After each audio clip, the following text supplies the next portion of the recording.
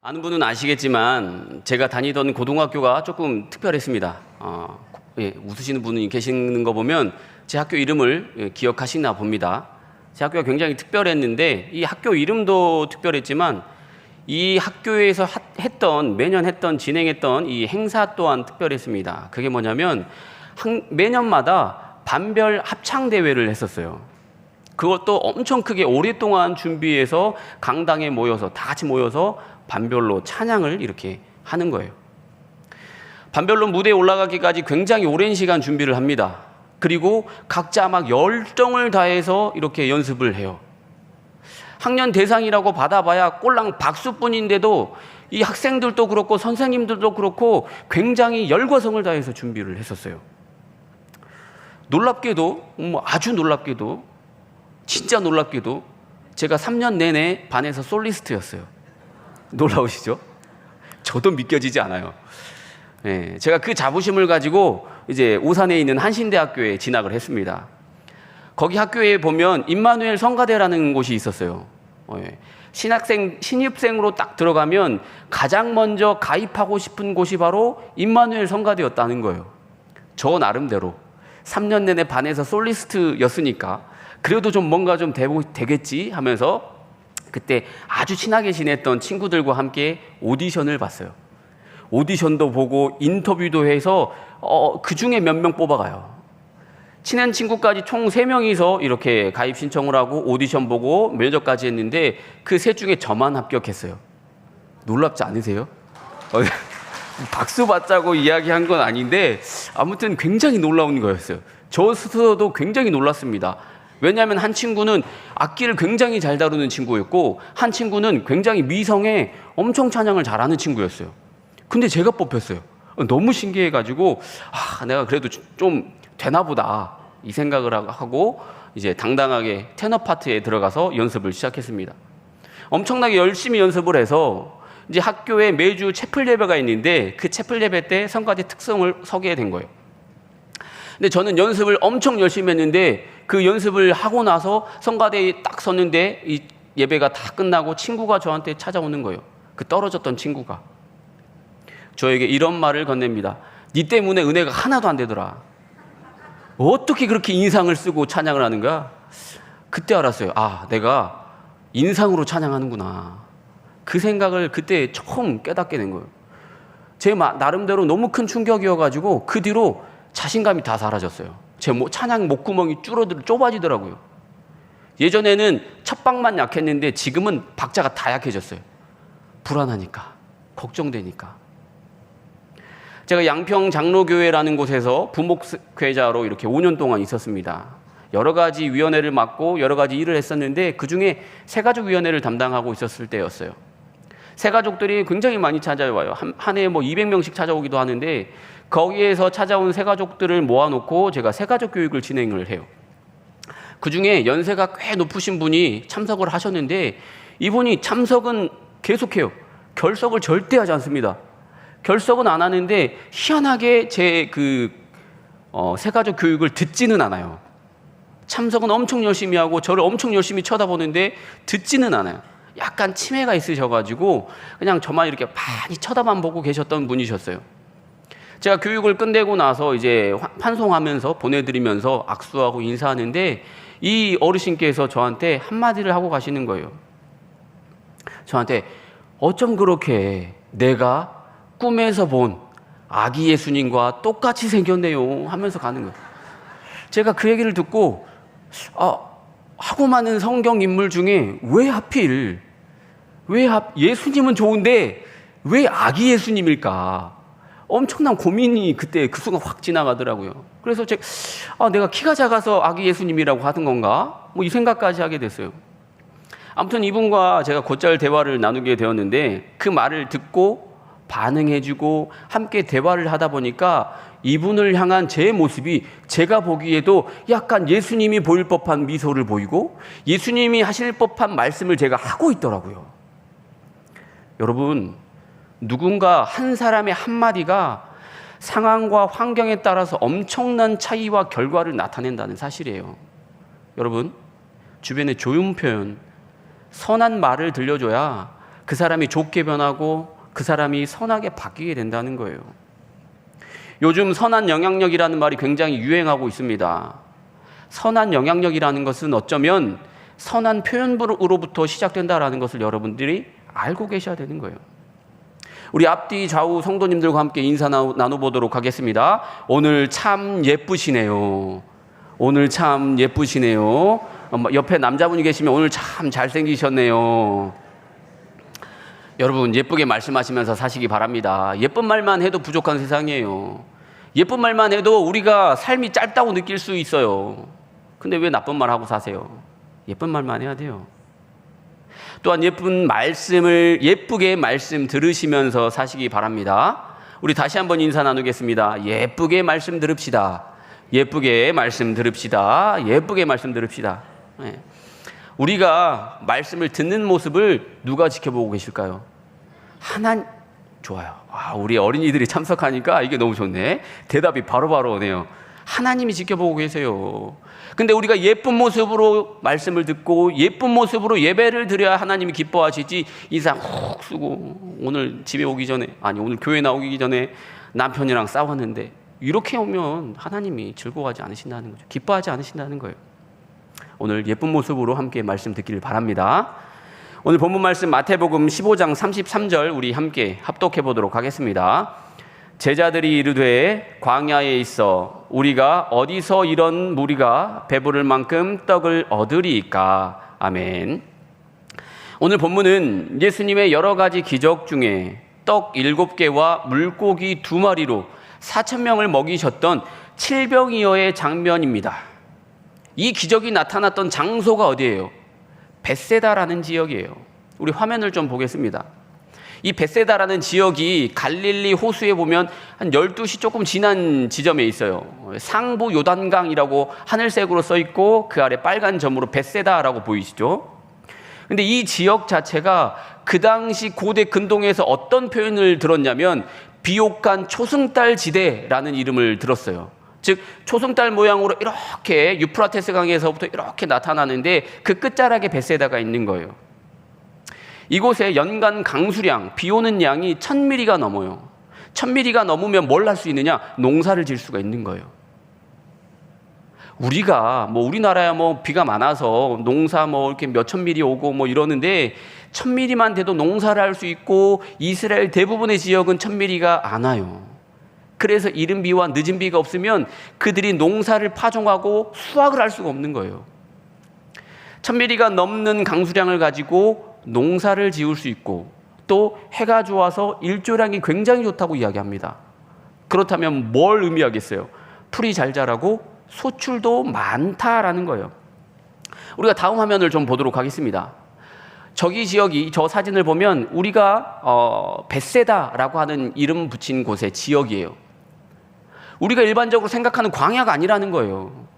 우리가 생각하기에 광야라고 한다면 황량하고 또 모래바위가 있을 법한 그런 곳인 줄 알았는데 갈릴리 호수 근처 그 벳세다라는 비옥한 지대, 풀이 자라고 소출을 얻을 수 있는 곳을 광야다라고 이렇게 이야기하고 있다는 거예요. 그렇다면 이 복음서 기자가 왜 이 비옥한 지역, 벳세다 지역을 광야라고 했을까요? 오늘 이 광야가 아닌 곳, 비옥한 곳을 복음서 기자가 광야라고 말한 그의 의도를 함께 살펴보도록 하겠습니다. 우리가 성경을 나눠본다면 크게 구약하고 신약으로 나눌 수 있다라고 우리가 알 수 있죠. 우리가 잘 알고 있는 대로 구약은 예수 그리스도를 이 땅에 보내주시겠다라는 그 약속이에요. 즉 구원의 약속이 구약입니다. 그리고 신약은 예수 그리스도께서 이 땅에 오셔서 십자가 보혈을 흘리시고 우리를 구원하셨다. 이 구원의 확증, 성취가 나타나고 있다는 거예요. 성경을 하나님의 약속과 구원의 확증으로 나누는 것, 이건 매우 중요합니다. 근데 이 성경을 구약과 신약으로 나눌 때 또 하나 구분 지을 수 있는 중요한 기점 하나가 있어요. 그게 뭐냐면 언어라는 거예요. 언어. 구약은 히브리어로 쓰여져 있고 신약은 헬라어로 쓰여져 있다는 거예요. 언어라는 게 생각보다 굉장히 민감합니다. 그리고 복잡해요. 히브리어와 헬라어로 쓰여 있다고 해서 그걸로만 끝나는 게 절대 아니라는 거예요. 구약의 모체가 되는 히브리어는 즉 유대인들, 그들이 사용하던 언어, 문화, 생활 환경, 그리고 풍습, 이게 다 녹아져 있는 단어라는 거예요. 그리고 신약의 모체가 되는 헬라어, 이것은 즉 로마 식민 지배 하에서의 언어, 그리고 그 문화와 환경, 풍습이 그 안에 다 녹아 있다라는 겁니다. 그러니까 언어가 달라, 이걸로만 끝날 게 아니라 어떤 생각과 어떤 삶의 환경을 가지고 그들이 이 언어로 기록했는지를 우리가 살펴봐야 된다라는 거예요. 성경에 여러 가지 표현들이 나오죠. 구약과 신약에 공통적으로 나타나는 단어들이 많이 있습니다. 즉 히브리어로 표현되어 있고 헬라어로 표현된 단어들이 굉장히 많이 있는데, 이 중에서도 극명한 배경 차이를 나타내는 게 있어요. 그게 바로 오늘 주제, 오늘 말씀의 제목, 광야라는 거예요. 광야. 일반적으로 우리가 광야라고 한다면 거친 땅이나 사막을 생각해요. 신약에서 표현하는 광야를 우리가 한번 살펴보도록 하겠습니다. 우리 화면을 통해서 히브리서 11장 38절을 함께 한 목소리로 합독하도록 하겠습니다. 이런 사람은 세상이 감당하지 못하느니라. 그들이 광야와 산과 동굴과 토굴에 유리하였느니라. 아멘. 믿음 있는 자들이 세상의 박해와 고난을 피해 숨는 곳이 어디냐? 광야다라고 이렇게 이야기하고 있다는 거예요. 히브리서에 표현된 이 광야라는 것은 세상을 피해서, 나를 해하려는 사람들을 피해서 잠시 숨어야 되고 잠시 몸을 피해야 되는 그곳으로 이야기하고 있다는 거예요. 왜 그곳으로 숨겠어요? 인적이 드무니까, 마을이 없으니까, 사람이 안 사니까 그 광야로 들어가서 숨게 된다는 거예요. 찾으러 오는 자가 없을 만큼 황폐한 곳을 신약에서 광야라고 이야기하는 거예요. 우리 말씀 하나 더 찾아보도록 하겠습니다. 히브리서 3장 17절입니다. 함께 합독하겠습니다. 또 하나님이 40년 동안 누구에게 노하셨느냐? 그들의 시체가 광야에 엎드러진 범죄한 자들에게가 아니냐. 아멘. 하나님의 심판과 분노가 결국 범죄한 이스라엘 백성에게 임했다라고 이렇게 오늘 본문은 이야기하고 있어요. 하나님의 진노 아래 쓰러진 수많은 시체들이 어디 있냐는 거예요. 광야에 있어요. 광야. 그 시체가 광야에 엎드려져 있다. 이스라엘 사람들에게 시체는 굉장히 두려워할 수밖에 없는 거예요. 닿기만 해도 부정해지니까, 닿기만 해도 예배드릴 수 없는 몸이 돼버리니까, 성전에 찾아올 수 없는 몸이 돼버리니까 시체는 굉장히 조심해야 되고 무조건 피해가야 되는 거예요. 근데 그 시체가 어디에 널브러져 있다고요? 광야에 널브러져 있어요. 광야에. 다시 말해 헬라적인 사고방식 속에서 이 광야라는 것은 굉장히 무서운 곳, 버려진 곳, 황량한 곳, 혹은 사체가 많은 것 때문에 귀신들이 사는 곳으로 인식하고 있다는 거예요. 신약에, 즉 헬라적인 사고방식 속에 살고 있었던 그들에게 오늘 본문 말씀 칠병이어의 기적 속 광야를 적용한다면 뭔가 말이 되지 않는다는 거예요. 벳세다라는 지역은 황폐하지도 않아요. 풀이 잘 자라는 거 보셨잖아요. 그리고 벳세다라는 지역 자체는 광야처럼 황량하거나 사람이 안 사는 곳이 아니에요. 마을이 형성되어 있는 곳이에요. 또 십체가 질비하다거나 아니면 귀신이 많아서 귀신 축출 사역을 예수님께서 하셨던 곳이거나 이게 아니라는 거예요. 이번에는 구약에 등장하는 광야를 좀 살펴보도록 하겠습니다. 열왕기상 1장 19장 4절부터 7절까지의 말씀을 제가 좀 선택적으로 살펴보겠습니다. 여러분들은 화면을 통해서 눈으로 쫓아오시기 바랍니다. 자기 자신은 광야로 들어가 하룻길쯤 가서 쭉 지나서 천사가 그를 어루만지며 쭉 지나서 여호와의 천사가 또다시 와서 어루만지며. 아멘. 열왕기상 19장 4절부터 7절까지의 말씀은 우리가 잘 알고 있는 엘리야 선지자의 말이에요. 엘리야가 광야에서부터 광야로 도망가요. 자기를 죽이려 하던 그 아세라 그리고 아합왕을 피해서 도망가는 거예요. 도망가는데 광야로 가고 있어요. 도망쳐야 되니까 사람 찾지 않은 곳으로 가는 거예요. 근데 엘리야가 어디까지 가요? 광야에서도 하룻길을 더 갔다라고 했어요. 정말 멀리 도망갔다는 거예요. 자기가 죽을까 봐, 살해당할까 봐 걱정돼서 광야로부터 하룻길을 더 가서 도망을 쳤다라는 거예요. 매우 척박한 땅까지 도망갔다라고 이야기할 수 있어요. 그 도망하던 장소 광야에서 엘리야가 누구를 만나게 됩니까? 여호와의 천사를 만나게 돼요. 헬라적인 그 문화권과 사고방식과는 큰 차이를 보여주고 있다는 거예요. 이처럼 히브리적 사고방식 속에서 광야는 황폐한 곳이고 거친 짐승들이 살고 있지만, 그럼에도 불구하고 광야는 모세처럼, 엘리야처럼 삶에 쫓겨, 위험에 쫓겨 도망하는 사람들에게 하나님을 만나는 희망의 장소로 변한다라는 거예요. 탈바꿈된다는 겁니다. 무엇보다 분명한 사실은 위급하고 어려운 순간에 하나님을 만났던 장소가 어디냐? 광야다라는 거예요. 그렇기 때문에 후대에 성경을 연구하던 랍비들이 이 광야에 대해서 딱 각주를 달아요. 그 각주에 뭐라고 써 있느냐? 하나님과 허니문 장소라고 써 있어요. 얼마나 그립고 아름다우면 하나님과 만나는 그 광야가 마치 허니문, 신혼여행 간 것 같과도 같다라고 이렇게 표현하고 있다는 거예요. 너무너무 즐거운 장소, 너무너무 기쁘고 행복한 장소가 바로 광야다라고 이렇게 이야기해요. 구약에서 광야는 이런 아름답고 애틋한 하나님과의 추억이 가득한 곳입니다. 때문에 구약 선지자들은 하나님의 말씀을 받는 곳, 그리고 하나님을 만나는 곳으로 광야가 등장하고 있다는 거예요. 우리 먼저 이사야 40장 3절을 화면을 통해서 함께 합독하도록 하겠습니다. 외치는 자의 소리여, 가로되 너희는 광야에서 여호와의 길을 예비하라. 사막에서 우리 하나님의 대로를 평탄케 하라. 아멘.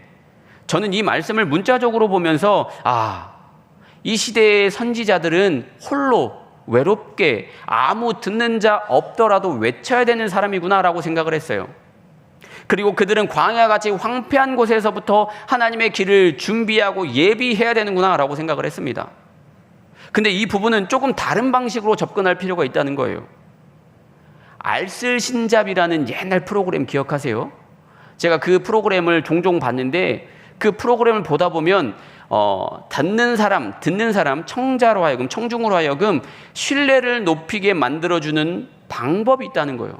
그 방법이 뭔가 제가 유심히 살펴봤더니 무슨 논문에 의하면, 혹은 누구의 연구에 의하면이라는 말을 앞에 붙이는 게 신뢰를 굉장히 높이는 방법이다라고 이야기하더라고요.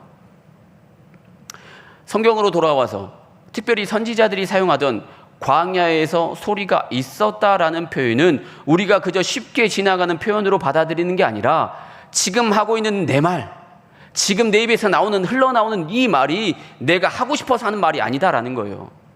내가 하고 싶어서 하는 말이 아니라 하나님과 만나고 교제함을 통해서 하나님께서 내게 주셨던 말씀을 내가 지금 여러분들에게 전달하고 있어요 라는 것을 알려주는 표현이라는 거예요.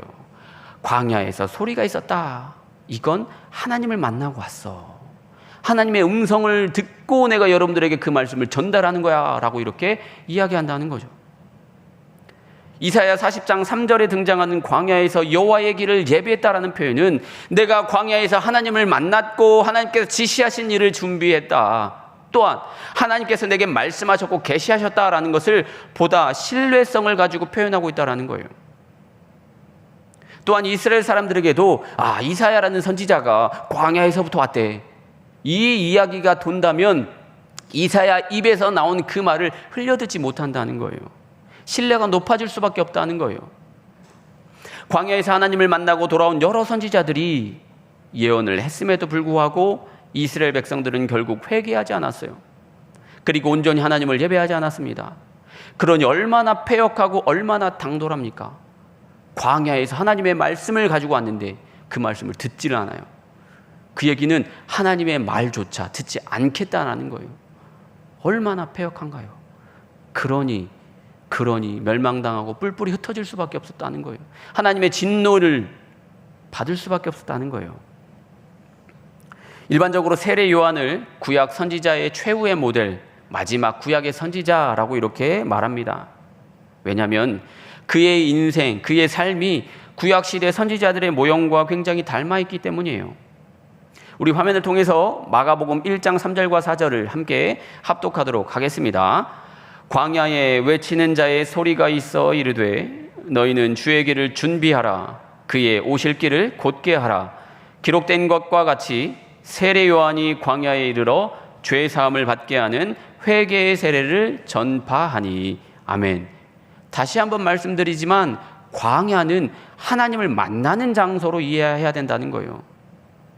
그리고 많은 선지자들이 광야에서 하나님을 만났고, 실제로 선지 학교에서는 광야로 이 선지 후보자들을 광야로 보냈어요.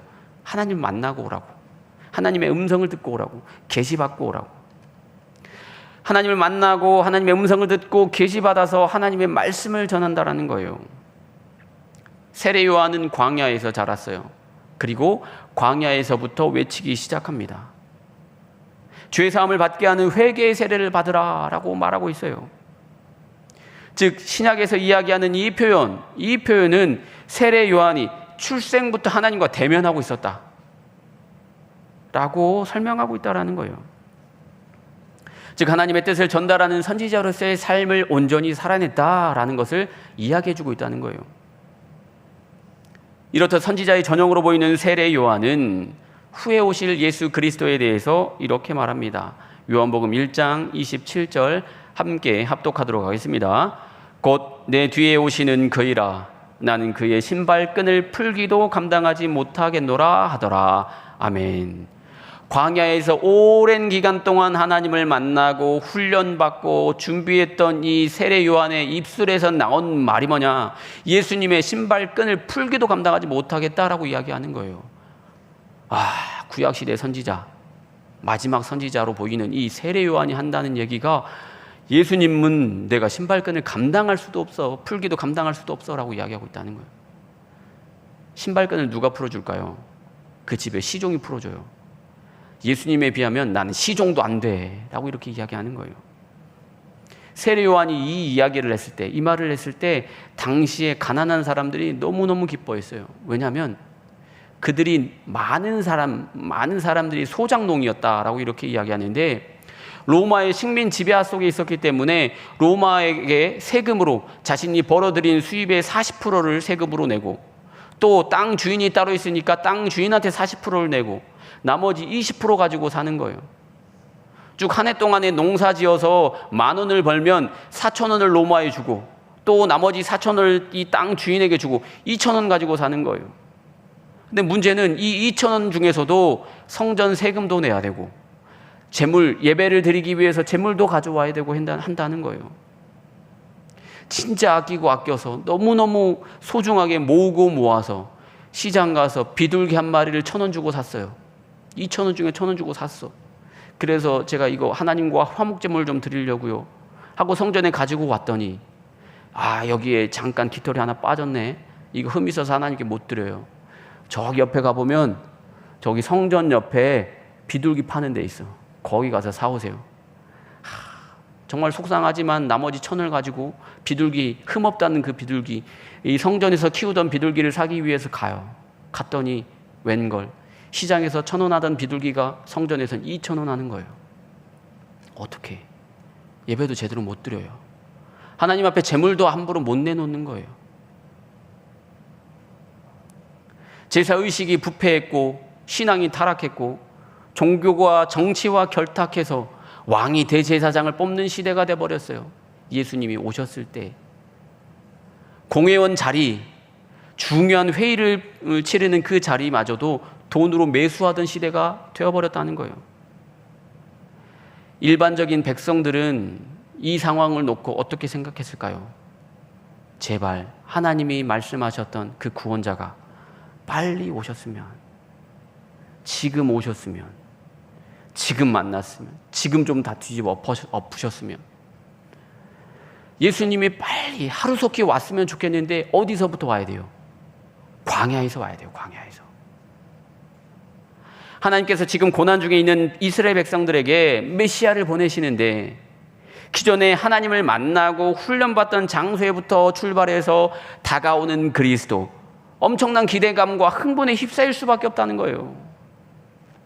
광야라는 그 기대감이 하나님의 예비하시고 이루시는 주의 은혜가 이제는 나타나는구나. 저 위대한 세례 요한조차 신발끈 풀기를 감당하기 어려울 만큼 위대한 메시아께서 이제 곧 오시는구나.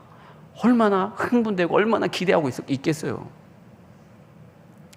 마가복음 1장 12절을 우리 함께 합독하도록 하겠습니다. 성령이 곧 예수를 광야로 몰아내신지라. 아멘. 예수님께서는 성령 하나님의 몰아내심으로 인해서 하나님을 만나는 그곳 광야에 갔다는 거예요. 광야에서 훈련을 받았다는 거예요. 이건 뭐예요? 하나님을 만나고 왔다라는 거예요. 하나님을 만나고 왔다. 이제 준비가 다 됐어요. 우리가 예수님께서 광야에서 시험받은 사실을 읽을 때마다 우리는 뭐에 집착하고 뭐에 주목하냐면 시험받았다라는 사실만 집착해요. 그리고 예수님께서 시험을 어떻게 이겨내셨느냐만 우리가 생각하고 있다는 거예요. 근데 그 광야에서 시험받는 기간 동안 성령 하나님과 함께 계셨다는 사실 또한 매우 중요하다는 거예요. 이처럼 하나님과 만나는 일은 매우 중요하고 또 소중합니다. 그곳이 광야이기 때문이에요. 광야에 있어요. 그럼 응당 하나님 만날 생각하고 있어야 된다는 거예요. 하나님을 만날 기대를 하고 있어야 된다는 거예요. 이들에게 광야는 황폐하고 메마른 땅, 아무것도 바랄 것 없는 희망 없는 땅, 귀신들과 시체들이 즐비한 땅, 두려움과 공포의 땅이 아니라 하나님을 만나는 땅이기 때문에 희망과 기대가 있다라는 거예요. 벳세다 기적을 통해서 4,000명이나 먹이신 예수님이 진정한 하나님의 아들이심을 믿고 또한 광야에서 만나와 메추라기로 백성들을 먹이셨던 그때의 귀중한 기억을 가지고 있던 이스라엘 백성들에게 예수님께서 광야에서부터 왔어. 구약시대 출애굽하던 때에 만나와 메추라기를 먹이시듯 예수님께서 광야 같은 곳에서부터 와서 우리에게 물고기 7마리와 떡 2개로, 반대로 했네요, 떡 7개와 물고기 2마리로 4,000명이나 먹이신 기적을 보이셨네. 출애굽하고 똑같은 거예요. 와, 하나님을 만났던 그 귀중한 자리, 출애굽의 그 순간을 오늘 이 자리에서 우리가 누리는구나 라고 그 사람들은 생각할 수밖에 없었다는 거예요. 벳세다가 지형적으로 풍요롭고 비옥한 땅이라는 사실보다 하나님의 아들 예수 그리스도를 만난 장소가 되었다라는 게 더 중요하다는 거예요. 그러니까 벳세다를 광야라고 표현하는 거예요. 여러분들의 삶이 풍요롭냐 그렇지 않냐가 중요한 게 아니라 여러분들의 삶이 하나님을 만났느냐 만나지 않았느냐가 더 중요하다라는 사실을 꼭 기억하시기를 바랍니다. 제 나이가 아직 40대 초반이에요. 근데 정말 여러 우여곡절을 겪었습니다. 남들 40살까지 살면서 한 번도 겪지 못할 일조차 저는 계속해서 겪어왔어요. 제가 원래 제 얘기 안 하려고 그랬는데 제가 원래 피도 눈물도 없는 사람이에요. 극티. 근데 특히나 작년 한 해 저는 정말 많이 울고 정말 많이 슬펐습니다. 2022년은 가장 소중하고 사랑하는 사람을 떠나보내야 하는 기간이었어요. 이건 말로 표현조차 못할 만큼 큰 아픔이 되더라고요.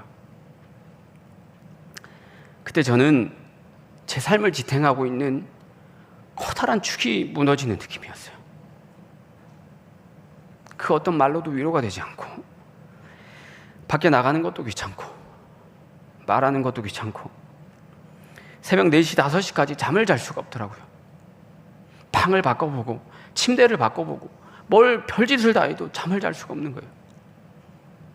관공서 방문하면서 서류 정리를 하나씩 하는데 마치 제 살을 말로 찌르는 것 같은 아픔이 드는 거예요. 쓰던 물건을 정리하고 그녀가 사용하던 계좌, 카드, 통신사 이런 거 다 해지하는 통화가 저에겐 고통 그 자체더라고요. 내 인생에서 이보다 더한 광야가 있을까? 살면서 이런 광야를 또다시 만날까? 그만큼 고통스러웠던 시간이 저에게 찾아왔어요. 그런 고통의 시간에 광야에 홀로 던져진 것 같은 그 시간에 저를 가까이에서 지켜보면서 저를 데리고 나와서 사람 만나게 해주고 골방에 갇혀있는 저를 꺼내서 함께 여행 가주고 함께 만나서 이야기해주고 위로해주던 친구 목사님이 있습니다. 그 목사님이 있어서 제가 지금 이렇게 이 자리에 설 수 있는 거예요. 그 목사님이 있어서 제가 살아갈 동력을 얻게 됐어요. 오늘 이 자리, 이 강단, 이곳에 다시 서면서 말씀을 준비하면서 전 다시 한번 하나님의 계획하심과 예비하심을 느낍니다. 로뎀 나무 아래서 삶에 지쳐서 이제 차라리 죽자 싶었던 그 엘리야에게 하나님이 천사를 보내셨어요. 제가 가장 힘들 때 하나님께서 저를 위해 사람을 보내시고 그의 입을 통해서 위로해 주셨어요. 오늘 오신 성도 여러분, 여러분들이 지금 살고 있는 삶의 자리가 어디입니까? 그저 두렵기만 한 상황에 혹시 놓여 있습니까?